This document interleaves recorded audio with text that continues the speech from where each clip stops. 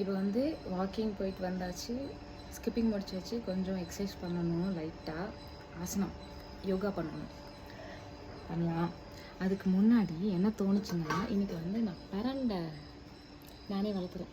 So இந்த பிரண்டையிலேருந்து இன்றைக்கி வந்து எனக்கு ஒரு ஃபுட்டு சட்னி ப்ரிப்பேர் பண்ணலான்னு இருக்கேன்.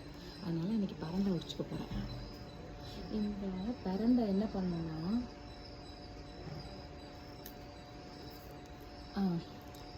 இந்த பிரண்டை வந்து ரொம்ப நல்லது ஹெல்த்துக்கு. என்ன நல்லதுன்னா நான் சொல்ல மாட்டேன், ஏதாவது சொன்னேன்னு வச்சுக்கோங்க, அப்புறம் எல்லோரும் வந்து டிப்ஸ் கேட்க ஆரம்பிச்சிருவீங்க, மெடிக்கல் டிப்ஸு.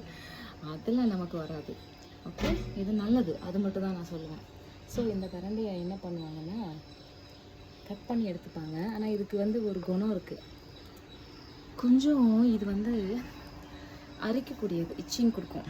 ஸோ பறிச்சுட்டு கொஞ்சம் இந்த மாதிரி கொழுந்தாக பறிச்சுக்கோங்க. பறிச்சுட்டு இந்த கார்னரில் இருக்குல்ல, இந்த நரம்புகள் இருக்குல்ல, இதை மட்டும் கொஞ்சம் இப்படி ஒடிக்கும் போதே வரும். இப்போ நம்ம ஒடிக்கும் போது வந்துச்சுன்னா அந்த மாதிரி வரும். வந்ததுக்கப்புறம் கொஞ்சம் உளுந்து எண்ணெயில் வறுத்துட்டு, மிளகா, உப்பு, புளி வச்சுக்கோங்க. இதையும் போட்டு எண்ணெயில் நல்லா வறுத்துருங்க. வறுத்துட்டு அப்படியே எடுத்து ஒரு சட்னியாக அரைச்சிட்டு சாப்பிட்டு பாருங்கள், சூப்பராக இருக்கும். தேவைப்பட்டால் கருவேப்பிலை போட்டு கூட வதக்கிக்கலாம், சேர்த்து அதெல்லாம் பண்ணிக்கலாம். அப்படி இல்லைன்னா இது வந்து புளிக்குழம்பு கூட வைப்பாங்க. புளிக்குழம்பு ரெசிபி தெரிஞ்சவங்க கமெண்ட்ஸில் சொல்லுங்கள். உங்களுக்கு வேறு ஏதாவது பிரண்டை பற்றி தெரியும் அப்படின்னா அதையும் சொல்லுங்கள். இது வந்து நானே வளர்த்த பிரண்டை அப்படிங்கிறனால ஐ ஃபீல் ஸோ ஹாப்பி. போதும், எனக்கு வந்து இவ்வளோ இருந்தால் போதும்.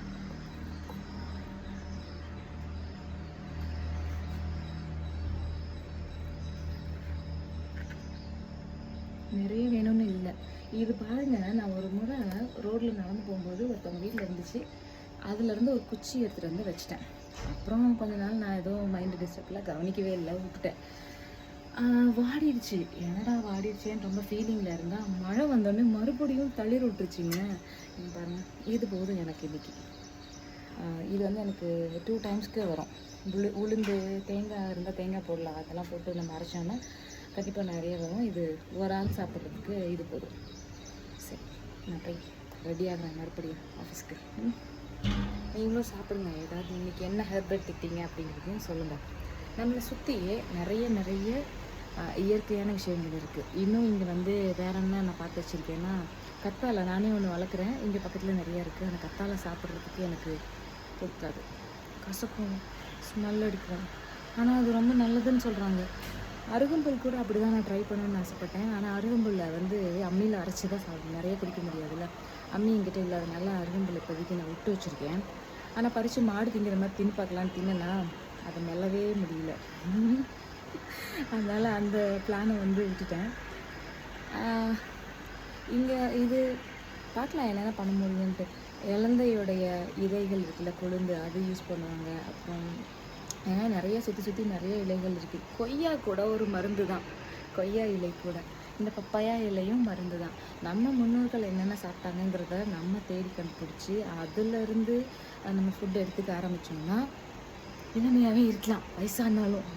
என் ஃப்ரெண்ட்ஸ்லாம் கேட்பீங்க, எப்படிப்பா நீ அப்படியே இருக்க அப்படின்னு கேட்பீங்கல்ல. நான் அப்பப்போ இந்த மாதிரி ஏதாவது மூலிகைகள் எடுப்பேன். ஆனால் எப்பயுமே நான் அந்த பீஸா, பர்கர் அதெல்லாம் எடுக்க மாட்டேன்.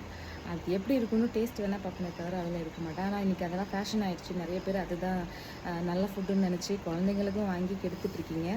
ஸோ அந்த மாதிரி பீஸா, பர்கரு, அப்புறம் பேக் பண்ணது, அப்புறம் டின்னில் இருக்கக்கூடிய கூல்ட்ரிங்க்ஸு, அப்புறம் ஹாட் ட்ரிங்க்ஸு, இது எல்லாத்தையும் விட்டுட்டு கொஞ்சம் நம்மக்கிட்டேயே இருக்கிற, நம்ம சின்ன வயசுலேருந்து சாப்பிட்ருப்போம், பார்த்துருப்போம், அந்த பிடிக்காது போயிருப்போம், அந்த மாதிரி இருக்கக்கூடிய விஷயங்களை தேடணும்னு வச்சுக்கோங்களேன்.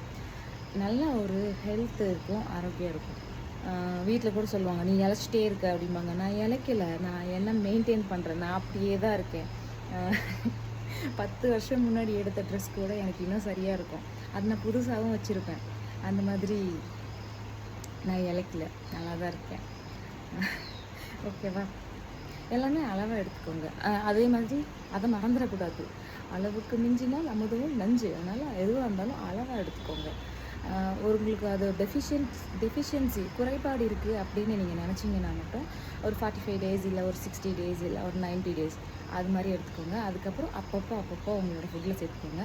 கண்டிப்பாக உங்களுக்கு நல்ல நல்ல ஹெல்த் பெனிஃபிட்ஸ் கிடைக்கும். ஆரோக்கியமாக இருப்பீங்க. உங்களுக்கே உங்களை பிடிக்கும். ஃப்ரெஷ்ஷாக இருப்பீங்க. ஃபாலோ பண்ணி பாருங்கள்.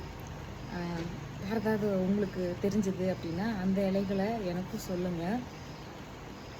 எப்பயுமே பாசிட்டிவாக நம்ம பேசணும். அதனால் பாசிட்டிவான இலைகளை தான் எனக்கு காட்டி கொடுக்கணும். என்னை கிண்டல் பண்ணுறேன், என்னை வந்து வம்பிழுக்கிறேன்னு சொல்லி ஏதாவது கூடுத்தனம் சின்ன பிள்ளைத்தனம் பண்ணக்கூடாது. புரிஞ்சுதா? பாய்.